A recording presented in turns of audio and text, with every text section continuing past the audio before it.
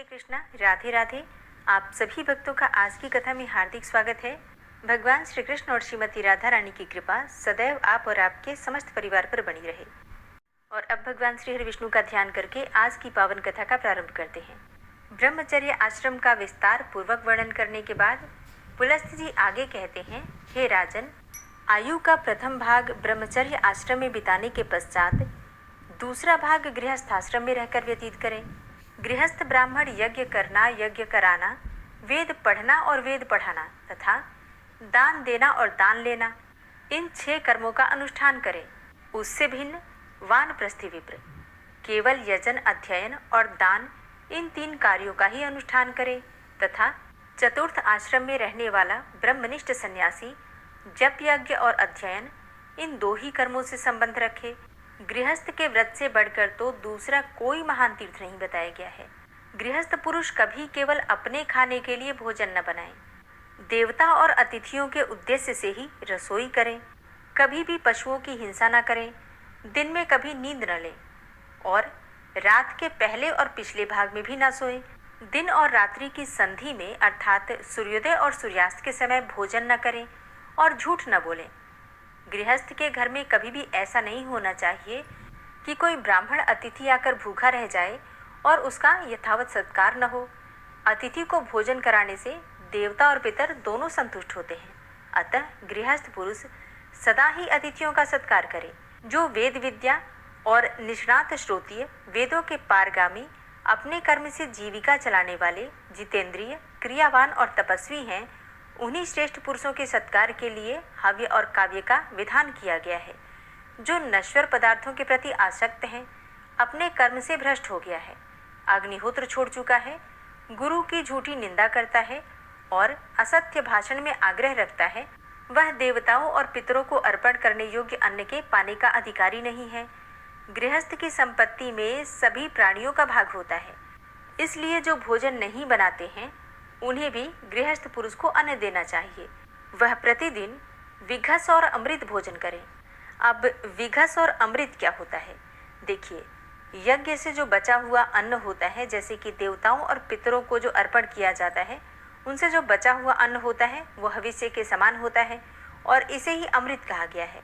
तथा जो कुटुंब के सभी मनुष्यों के भोजन कर लेने के पश्चात उनसे बचा हुआ अन्न ग्रहण करता है, उसे विघसाक्षी अर्थात विघस अन्न भोजन करने वाला कहा गया है। गृहस्थ पुरुष को केवल अपनी ही स्त्री से अनुराग रखना चाहिए। वह मन को अपने वश में रखे, किसी के गुणों में दोष न देखें और अपनी संपूर्ण इंद्रियों को काबू में रखें। ऋत्विक, पुरोहित, आचार्य, मामा, अतिथि, शरणागत, वृद्ध, बालक और रोगी, वैद्य, कुटुंबी, संबंधी, बांधव, माता पिता, दामाद, भाई, पुत्र, स्त्री, बेटी तथा दास दासियों के साथ विवाद नहीं करना चाहिए। जो इनसे विवाद नहीं करता वह सब प्रकार के पापों से मुक्त हो जाता है। जो अनुकूल बर्ताव के द्वारा इन्हें अपने वश में कर लेता है वह संपूर्ण लोकों पर विजय पा जाता है। इसमें तनिक भी संदेह नहीं है। आचार्य हालोक का स्वामी है, पिता प्रजापति लोक का प्रभु है, अतिथि संपूर्ण लोकों का ईश्वर है, ऋत्विक वेदों के अधीन और प्रभु होता है, दामाद अप्सराओं के लोक का अधिपति है, कुटुंबी विश्वदेव संबंधी लोकों के अधिष्ठाता हैं, संबंधी और बांधव दिशाओं के तथा माता और मामा भूलोक के स्वामी हैं, वृद्ध, बालक और रोगी मनुष्य आकाश के प्रभु हैं, पुरोहित ऋषि लोक के और शरणागत साध्य लोकों के अधिपति हैं, वैद्य अश्विनी कुमार के लोक का तथा भाई व लोक का स्वामी है, पत्नी वायु लोक की ईश्वरी है तथा कन्या अप्सराओं के घर की स्वामिनी है, बड़ा भाई पिता के समान होता है, पत्नी और पुत्र अपने ही शरीर हैं, दास व दासियां परछाइयों के समान हैं तथा कन्या अत्यंत दीन और दया के योग्य मानी गई हैं। इसलिए अगर ये लोग कोई अपमानजनक बात भी कह देते हैं तो उसे चुपचाप सह लेना चाहिए। कभी क्रोध या फिर दुख नहीं करना चाहिए। गृहस्थ धर्मपरायण विद्वान पुरुष को एक ही साथ बहुत से काम नहीं आरंभ करने चाहिए। धर्मज्ञ को उचित है कि वह किसी एक ही काम में मन लगाकर उसे पूरा करे। गृहस्थ ब्राह्मण की 3 जीविकाएं हैं, उनमें उत्तरोत्तर श्रेष्ठ एवं कल्याणकारक है। इनमें से पहली है कुंभधान्य वृत्ति, जिसमें एक घड़े से अधिक धान्य का संग्रह न करके जीवन का निर्वाह किया जाता है। दूसरी उच्छसील वृत्ति होती है, जिसमें खेती कट जाने पर खेतों से गिरी हुई अनाज की बालें चुनकर लाई जाती है और उन्हीं से जीवन का निर्वाह किया जाता है। तीसरी कापोती वृत्ति है, जिसमें खलिहान और बाजार से अन्न के बिखरे हुए दाने चुनकर लाए जाते हैं तथा उन्हीं से जीविका चलाई जाती है। जहाँ इन तीनों वृत्तियों से जीविका चलाने वाले पूजनीय ब्राह्मण निवास करते हैं, उस राष्ट्र की वृद्धि होती है। जो ब्राह्मण गृहस्थ की इन तीन वृत्तियों से जीवन निर्वाह करता है और मन में कष्ट का अनुभव नहीं करता, वह 10 पीढ़ी तक के पूर्वजों को तथा आगे आने वाली संतानों की भी 10 पीढ़ियों को पवित्र कर देता है। अब तीसरे आश्रम वानप्रस्थ का वर्णन करता हूँ, सुनो। गृहस्थ पुरुष जब यह देख ले कि मेरे शरीर में झुर्रियाँ पड़ गई हैं, सिर के बाल सफ़ेद हो गए हैं और पुत्र के भी पुत्र हो गया है, तब वह वन में चला जाए। जिन्हें गृहस्थ आश्रम के नियमों से निर्वेद हो गया है, अतएव जो वानप्रस्थ की दीक्षा लेकर गृहस्थ आश्रम का त्याग कर चुकते हैं, पवित्र स्थान में निवास करते हैं, जो बुद्धि बल से संपन्न तथा सत्य, शौच और क्षमा आदि सद्गुणों से युक्त हैं, उन पुरुषों के कल्याणमय नियमों का वर्णन सुनो। प्रत्येक द्विज को अपनी आयु का तीसरा भाग वानप्रस्थ आश्रम में रहकर व्यतीत करना चाहिए और वानप्रस्थ आश्रम में भी वह उन्हीं अग्नियों का सेवन करे जिनका कि गृहस्थ आश्रम में सेवन करता था। देवताओं का पूजन करें, नियम पूर्वक रहें, नियमित भोजन करें, भगवान श्री हरि विष्णु की भक्ति रखें तथा यज्ञ के संपूर्ण अंगों का पालन करते हुए प्रतिदिन अग्निहोत्र का अनुष्ठान करें। धान और जौ वही ग्रहण करें जो बिना जोती हुई जमीन में अपने आप पैदा हुआ हो। इसके सिवा निवार अर्थात तीना और विघस अन्न को भी वह पा सकता है। उसे अग्नि में देवताओं के निमित्त हविष्य भी अर्पण करना चाहिए। वानप्रस्थी लोग वर्षा के समय खुले मैदान में आकाश के नीचे बैठते हैं, हेमंत ऋतु जल का आश्रय लेते हैं और ग्रीष्म में पंचाग्नि सेवन रूप तपस्या करते हैं। उनमें से कोई तो धरती पर लौटते हैं, कोई पंजों के बल खड़े रहते हैं और कोई एक स्थान पर एक ही आसन से बैठे रह जाते हैं। कोई दांतों से ही उखल का काम लेते हैं, दूसरे किसी साधन द्वारा फोड़ी हुई वस्तु नहीं ग्रहण करते। कोई पत्थर से कूटकर खाते हैं और कोई जौ के आटे को पानी में उबालकर उसी को शुक्ल पक्ष या कृष्ण पक्ष में एक बार पी लेते हैं। कुछ लोग ऐसे होते हैं जो समय पर अपने आप प्राप्त हुई वस्तु को ही भक्षण करते हैं। कोई मूल, कोई फल और कोई फूल खाकर ही नियमित जीवन व्यतीत करते हैं। इस प्रकार वे न्यायपूर्वक वैखानस अर्थात वानप्रस्थियों के नियमों का दृढ़तापूर्वक पालन करते हैं। वे मनीषी पुरुष ऊपर बताए हुए तथा अन्यान्य नाना प्रकार के नियमों की दीक्षा लेते हैं। चौथा आश्रम है संन्यास आश्रम। यह उपनिषदों द्वारा प्रतिपादित धर्म है। गृहस्थ और वानप्रस्थ आश्रम प्रायः साधारण मिलते जुलते माने गए हैं, किंतु संन्यास इनसे भिन्न विलक्षण होता है। हे तात, प्राचीन युग में सर्वार्थदर्शी ब्राह्मणों ने संन्यास धर्म का आश्रय लिया था। अगस्त्य, सप्तर्षि, मधुछंदा, गवेषण, सांकृति, सुदित, भांडी, यवप्रोत, कृतश्रम, अहोवीर्य, काम्य, स्थाणु, मेधातिथि, बुध, मनोवक, शिनिवाक, शून्यपाल और अकृतश्रम ये धर्म तत्व के यथार्थ ज्ञाता थे। इन्हें धर्म के स्वरूप का साक्षात्कार हो गया था। इनके सिवा धर्म की निपुणता का ज्ञान रखने वाले उग्र तपस्वी ऋषियों के जो यायावर नाम के प्रसिद्ध गण हैं, वे सभी विषयों से ऊपर होकर माया के बंधन को तोड़कर वन में चले गए थे। मुमुक्षु को उचित है कि वह सर्वस्व दक्षिणा में देकर सबका त्याग करके सद्यस्करी अर्थात तत्काल आत्मकल्याण करने वाला बने, आत्मा का ही यजन करे, विषयों से ऊपर होकर आत्मा में ही रमण करे तथा आत्मा पर ही निर्भर करे। सब प्रकार के संग्रह का परित्याग करके भावना के द्वारा गार्हपत्यादि अग्नियों की आत्मा में स्थापना करें और उसमें तदनुरूप यज्ञों का सर्वदा अनुष्ठान करता रहे। चतुर्थ आश्रम सबसे श्रेष्ठ बताया गया है। वह तीनों आश्रमों के ऊपर है। उसमें अनेकों प्रकार के उत्तम गुणों का निवास है। वही सबकी चरम सीमा परम आधार है। ब्रह्मचर्य आदि 3 आश्रमों में क्रमशः रहने के पश्चात कासाय वस्त्र धारण करके संन्यास ले ले। सर्वस्व त्याग रूप संन्यास सबसे उत्तम आश्रम है। सन्यासी को चाहिए कि वह मोक्ष की सिद्धि के लिए अकेले ही धर्म का अनुष्ठान करे, किसी को साथ न रखे। जो ज्ञानवान पुरुष केवल अकेला विचरता है, वह सबका त्याग कर देता है। उसे स्वयं कोई हानि नहीं उठानी पड़ती। सन्यासी अग्निहोत्र के लिए अग्नि का चयन न करें, अपने रहने के लिए कोई घर न बनाएं, केवल भिक्षा लेने के लिए ही गांव में प्रवेश करें, कल के लिए किसी वस्तु का संग्रह न करें, मौन होकर शुद्ध भाव से रहें तथा थोड़ा और नियमित भोजन करें। प्रतिदिन एक ही बार भोजन करें। भोजन करने और पानी पीने के लिए कपाल अर्थात काठ या फिर नारियल आदि का पात्र विशेष रखना चाहिए। वृक्ष की जड़ में निवास करना, मलिन वस्त्र धारण करना, अकेले रहना तथा सब प्राणियों की ओर से उदासीनता रखना, ये भिक्षु अर्थात सन्यासी के लक्षण हैं। जिस पुरुष के भीतर सबकी बातें समा जाती हैं, जो सबकी बातें सह लेता है, जिसके पास से कोई बात लौटकर पुनः वक्ता के पास नहीं जाती, जो कटु वचन कहने वालों को भी कटु उत्तर नहीं देता, वही सन्यास आश्रम में रहने का अधिकारी है। कभी किसी की निंदा को न तो करे और न ही सुने। विशेषतः ब्राह्मणों की निंदा तो किसी तरह न करे। ब्राह्मण का जो शुभ कर्म हो उसी की सदा चर्चा करनी चाहिए। जो उसके लिए निंदा की बात हो उसके विषय में मौन रहना चाहिए। यही आत्मशुद्धि की दवा है। जो जिस किसी भी वस्तु से अपना शरीर ढक लेता है, जो कुछ मिल जाए उसी को खाकर भूख मिटा लेता है तथा जहाँ कहीं भी सो जाता है, उसे देवता ब्राह्मण अर्थात ब्रह्मवेत्ता समझते हैं। जो जन समुदाय को सांप समझकर, स्नेह संबंध को नरक जानकर तथा स्त्रियों को मुर्दा समझकर उन सबसे अलग डरता रहता है, उसे देवता लोग ब्राह्मण कहते हैं। जो मान या अपमान होने पर स्वयं हर्ष अथवा क्रोध के वशीभूत नहीं होता, उसे देवता लोग ब्राह्मण मानते हैं। जो जीवन और मरण आदि का अभिनंदन न करके सदा काल की प्रतीक्षा करता रहता है, उसे देवता ब्राह्मण मानते हैं। जिसका चित्त राग द्वेष आदि के वशीभूत नहीं होता, जो इंद्रियों को वश में रखता है तथा जिसकी बुद्धि भी दूषित नहीं होती, वह मनुष्य सब पापों से मुक्त हो जाता है।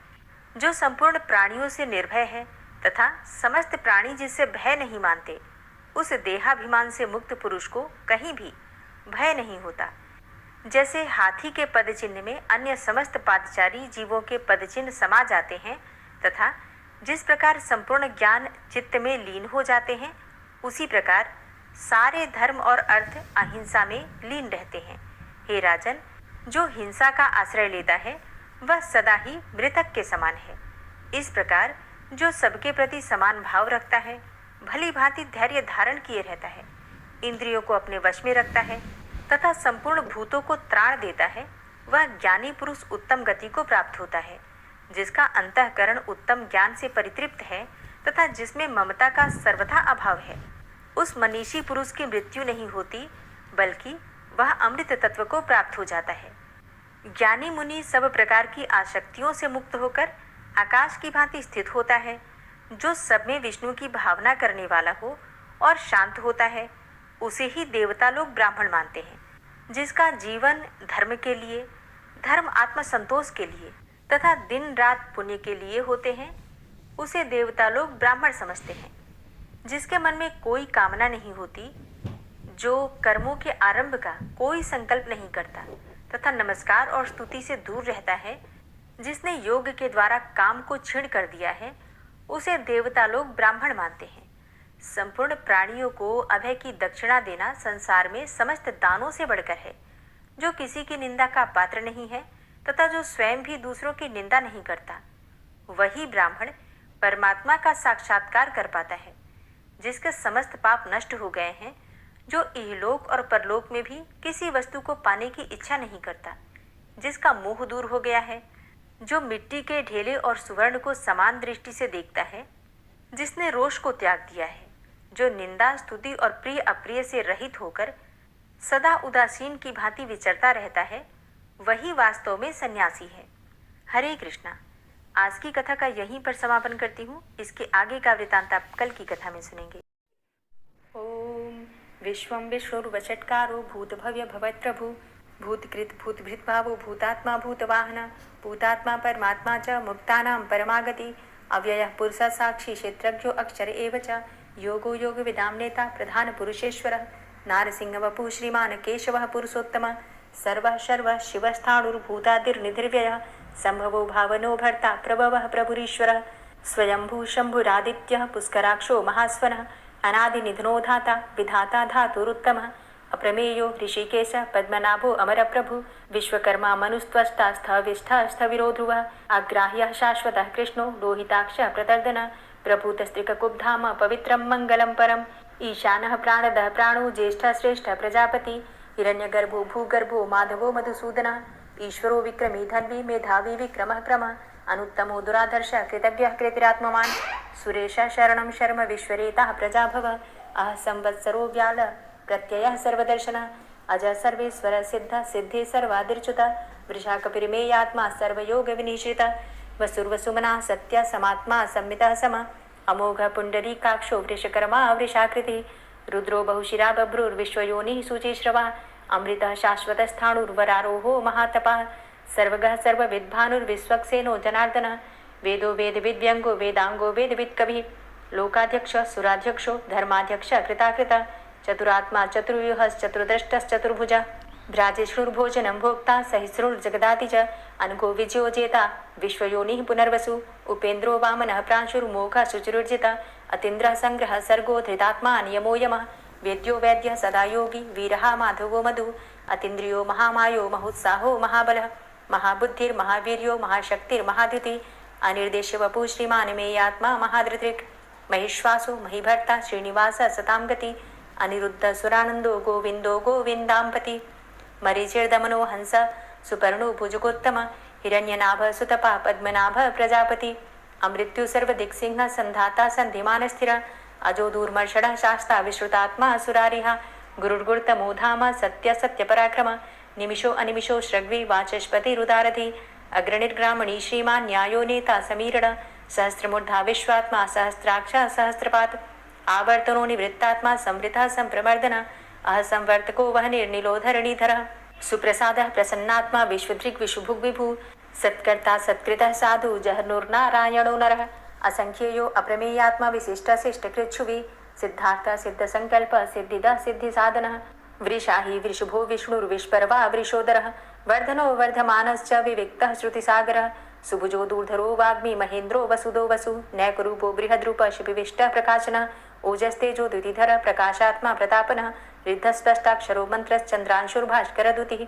अमृतांशुद्भवो भानु शशबिन्दुः सुरेश्वरः औषधं जगतः सेतु सत्यधर्म पराक्रमः भूतभव्य भवन्नाथ पवनः पावनो नलः कामः कामकृत्कान्तः कामः कामप्रदः प्रभु युगाधिकृत्युगावर्तो नैकमायो महाशनः अदृश्यो अव्यक्तरूपश्च सहस्रजित् अनन्तजित् इष्टो अविशिष्ट शिष्टेष्ट शिखण्डी नहुसो वृष क्रोधः क्रोधकृत्कर्ता विश्वबाहुर्महीधरः अच्युतः प्रतितः प्राणः प्राणदो वासवानुजः अपां निधिर्धिष्ठानं प्रमत्तः प्रतिष्ठितः स्कन्दः स्कन्दधरो धूर्यो वरदो वायुवाहनः वासुदेवो बृहद्भानुरादिदेवः पुरन्दरः अशोकस्तारणस्तारः शूरः सौरिर्जनेश्वरः अनुकूलः शतावर्त पद्मी पद्मनिवेक्षणः पद्मनाभो अरविन्दाक्ष पद्मगर्भ शरीरभृत् महर्धिरिद्धो वृद्धात्मा महाक्षो गरुडध्वजः अतुलः शर्भो भीमो समयज्ञो हविर्हरि सर्वलक्षणलक्षण्यो लक्ष्मीवान् समितिञ्जयः वीक्षरो रोहितो मार्गो हेतुर्दामोदरः सः महीधरो महाभागो वेगवान् मिताशनः उद्भवः शोभणो देव श्रीगर्भ परमेश्वर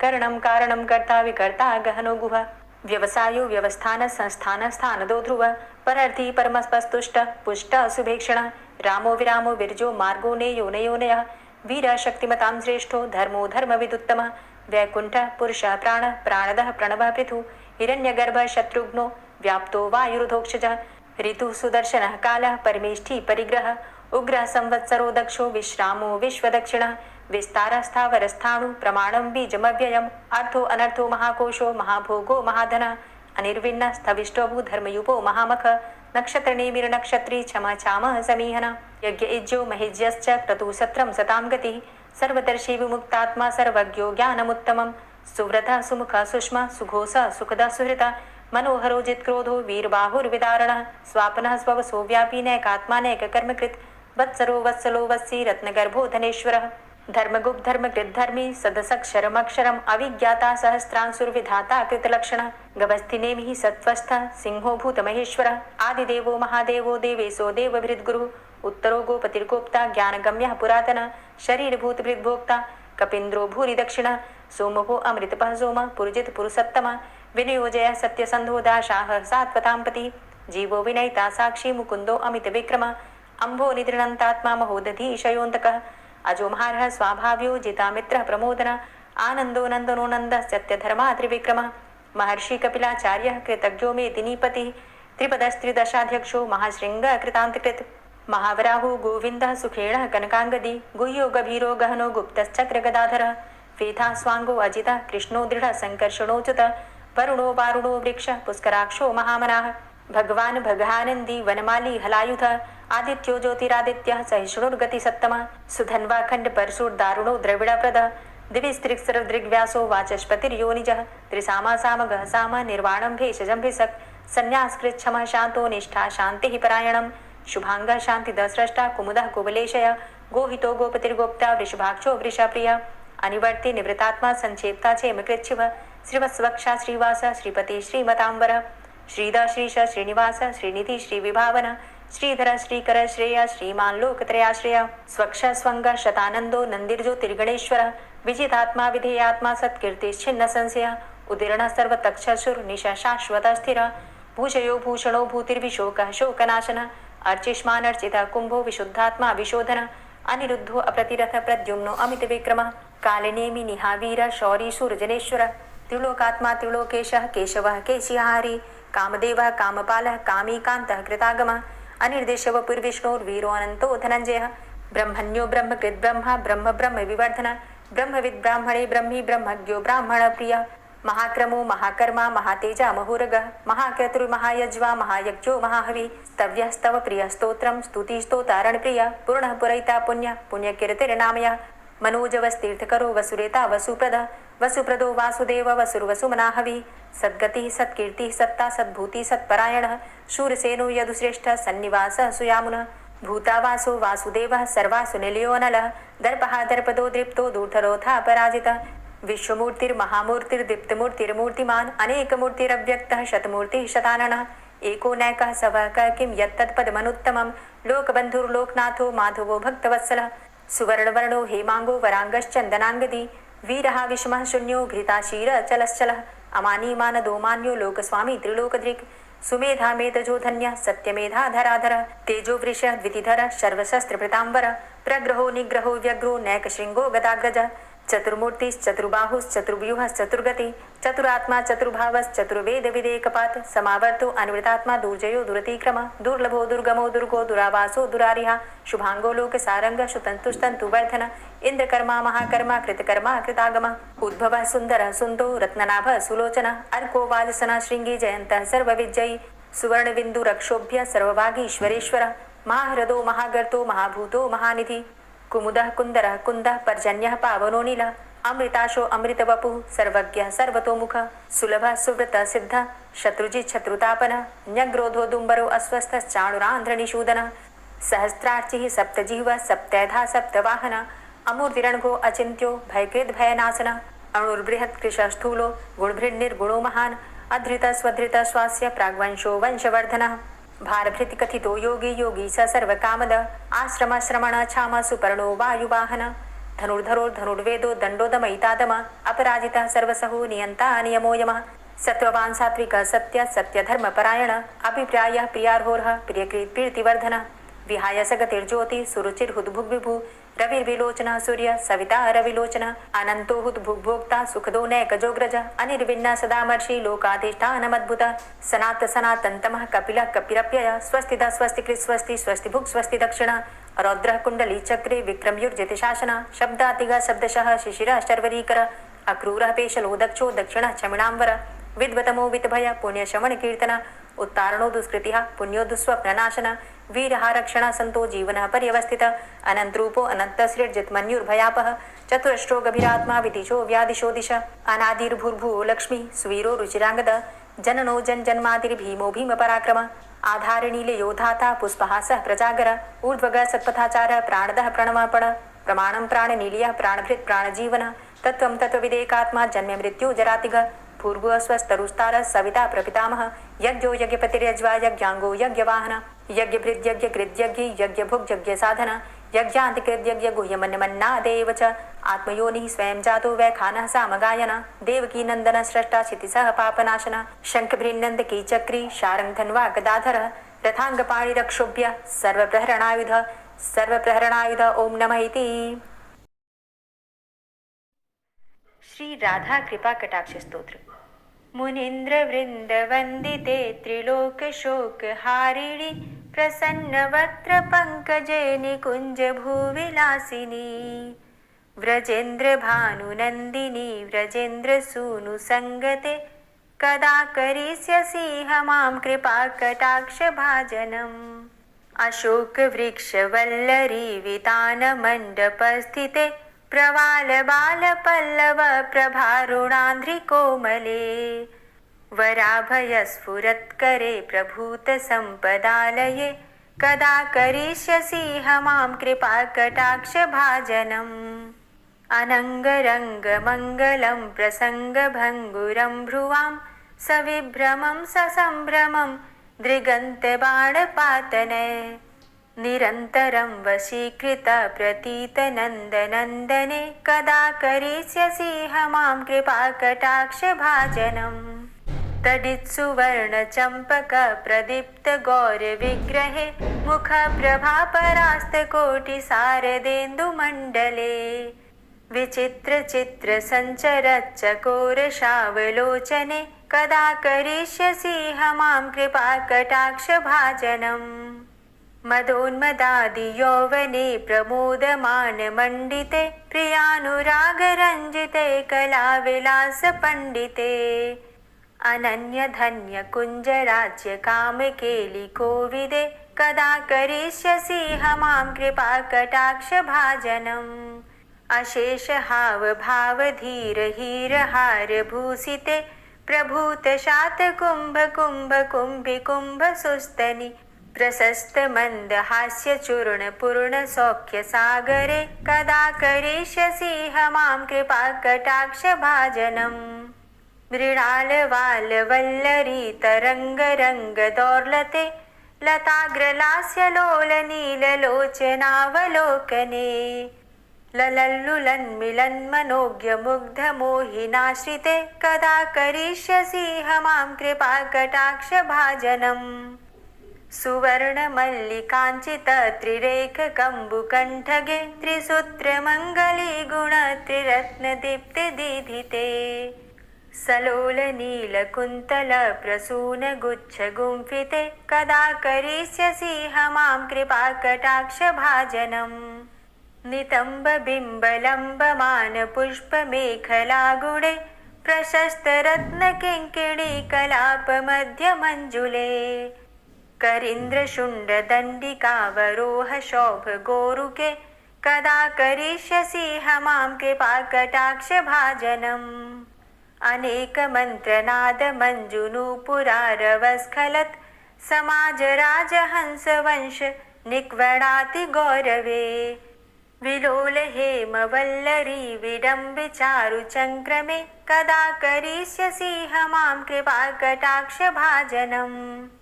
अनन्तकोटिविष्णुलोकनम्रपद्मजार्चिते हिमाद्रिजापुलोमजाविरिञ्चिजावरप्रदे अपार सिद्धिरिद्धिदिग्धसत्पदाङ्गुलीनखे कदा करिष्यसि मां कृपा कटाक्ष भाजनम्। मखेश्वरी क्रियेश्वरी स्वधेश्वरी सुरेश्वरी त्रिवेदभारतीश्वरी प्रमाणशासनेश्वरी रमेश्वरी क्षमेश्वरी प्रमोदकाननेश्वरी व्रजेश्वरी व्रजाधिपे श्रीराधिके नमोऽस्तुते। इतीममद्भुतं स्तवं निशम्य भानुनन्दिनी करोतु सन्ततं जनं कृपा कटाक्ष भाजनम्। भवेत्तदैव सञ्चित त्रिरूपकर्मनाशनं लभेत्तदा ब्रजेन्द्रसूनुमण्डलप्रवेशनम्। जय जय श्री राधे, जय जय श्री राधे। दोस्तों, उम्मीद करती हूँ आज की कथा आपको ज़रूर पसंद आई होगी। तो अगर कथा पसंद आई हो तो वीडियो को लाइक ज़रूर किया कीजिए और अगर संभव हो तो वीडियो को ज़्यादा से ज़्यादा शेयर कीजिए और हाँ, कमेंट बॉक्स में राधे राधे ज़रूर लिखा कीजिए। और जो भक्त इस चैनल पर पहली बार आए हैं, अभी तक आपने चैनल को सब्सक्राइब नहीं किया है, तो आज की वीडियो अगर आपको अच्छी लगे तो चैनल को सब्सक्राइब करके बेल आइकन को ज़रूर प्रेस कर लीजिए। इससे ये होगा कि इस चैनल पर जो भी नई वीडियो अपलोड होंगी उनकी नोटिफिकेशन आपको सही समय पर प्राप्त होगी। मिलती हूँ मैं आपसे अगली वीडियो में, तब तक के लिए जय श्री राधे।